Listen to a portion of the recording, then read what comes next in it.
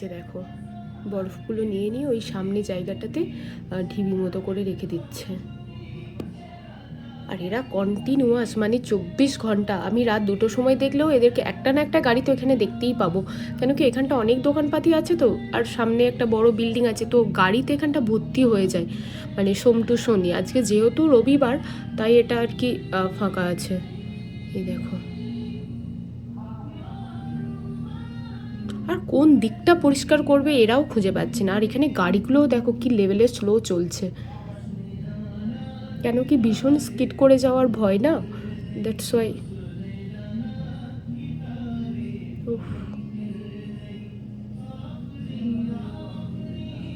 আর এই তো স্নোফল মানে বন্ধ হওয়ার তো নামই নেই। কাল সকাল 11টা নাগাদ শুরু হয়েছে, মানে চোখ খুলেই দেখছে, আজকেও চোখ খুলে দেখছে, মানে কন্টিনিউয়াস 24 ঘন্টা পেরিয়ে গেছে, তারপরেও এই অবস্থা। ও হাই রোডটা তো তাও মানে কন্টিনিউয়াস গাড়ি চলছে বলে একটু ক্লিয়ার আছে, কিন্তু যে রাস্তাগুলোতে মাঝে মাঝে চলছে এই যেমন এইগুলো, এই দেখো কি অবস্থা।